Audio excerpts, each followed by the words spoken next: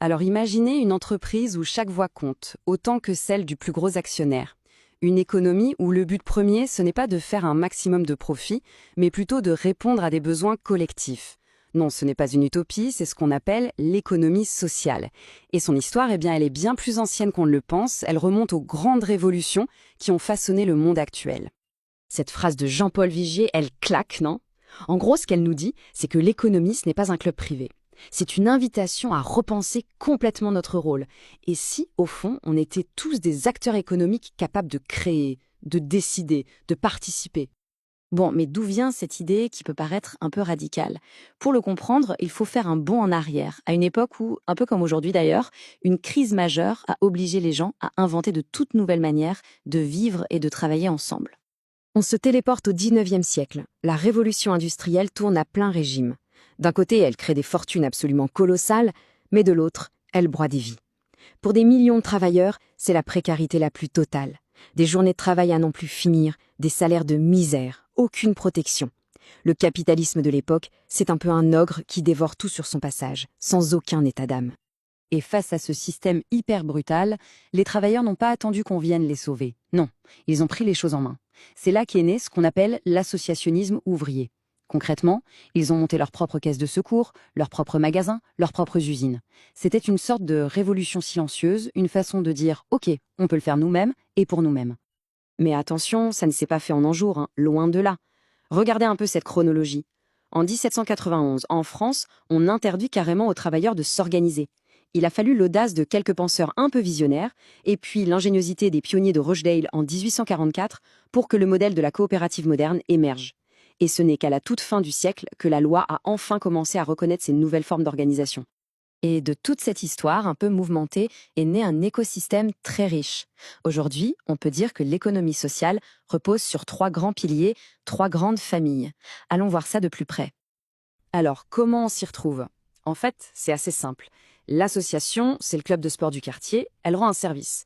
La coopérative, par exemple agricole, elle produit, elle vend des biens. Et la mutuelle, eh bien, elle protège ses membres, comme une mutuelle santé. Mais le point commun, le truc vraiment fondamental qui les unit toutes, c'est que les bénéfices ne vont pas enrichir des actionnaires extérieurs, non, tout est réinvesti pour le bien du projet collectif. Mais au-delà des statuts, ce qui fait vraiment la différence, c'est leur ADN. C'est un ensemble de règles du jeu, de principes, qui les place en opposition directe avec le modèle capitaliste plus classique. Ici, on met l'humain avant le capital. Les décisions ne sont pas prises par un seul chef, mais de façon démocratique par l'ensemble des membres. Et les profits, c'est un point clé.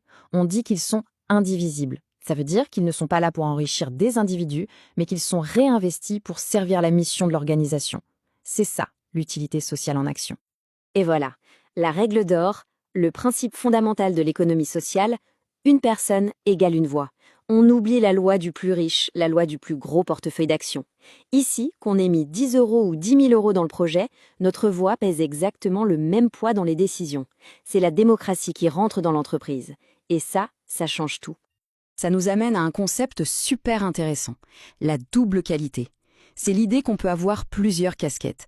Par exemple, être à la fois le salarié qui fabrique un produit et le copropriétaire de l'usine. Ou alors, être à la fois l'assuré qui paie sa cotisation et celui qui participe aux décisions sur l'utilisation de cet argent. Ça casse les barrières habituelles entre producteurs, consommateurs et propriétaires. Bon, toute cette histoire peut sembler un peu lointaine, mais en réalité, elle est d'une actualité brûlante. Parce que face aux grandes crises du XXIe siècle, cette vieille idée de l'économie sociale connaît un retour en force assez spectaculaire. Le chômage de masse, les inégalités qui explosent, les services publics qui reculent, ça nous rappelle quelque chose, non? Les défis d'aujourd'hui font étrangement écho à ceux du XIXe siècle. Et comme à l'époque, les réponses les plus innovantes viennent souvent du terrain, de la base. Et attention, on ne parle pas d'un phénomène marginal. Pas du tout. On parle de près de 9 millions d'emplois au sein de l'Union européenne.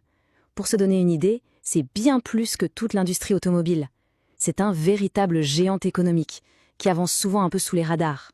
Prenons l'exemple du mouvement Desjardins, au Québec. C'est tout simplement la plus grande institution financière de la province. Et pourtant, elle appartient à ses 5 millions de membres. C'est la preuve qu'on peut être un poids lourd de la finance, tout en gardant des valeurs de démocratie et de solidarité. Autre exemple, en Espagne, Mondragon. C'est un immense groupe industriel qui fabrique de tout, des machines à laver, des pièces d'avion.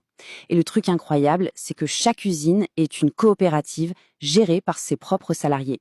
C'est un modèle qui est étudié dans le monde entier et qui prouve que oui, une autre forme d'industrie est possible. Ces exemples sont vraiment inspirants, c'est vrai. Mais est-ce que ce sont des exceptions ou est-ce que ça peut devenir la règle? Est-ce que l'économie sociale peut vraiment changer la donne à grande échelle? C'est là que ça se complique un peu. C'est tout le paradoxe de l'économie sociale. D'un côté, elle peut être un vrai levier de changement, un bélier pour humaniser l'économie, pour créer du développement local. Mais de l'autre, il y a un risque. Le risque de se faire récupérer par le système, de devenir une sorte de sous-traitant pour l'État, ou de finir par adopter la même logique que le marché. C'est un équilibre très fragile. Alors, au final, l'économie sociale, vraie révolution ou simple rustine sur le système actuel? La réponse, en fait, elle n'est écrite nulle part. Elle dépend de nous, de nos choix en tant que citoyens, en tant que consommateurs, en tant que travailleurs. C'est une question qui reste ouverte et qui nous invite à réfléchir au type d'économie que l'on veut vraiment.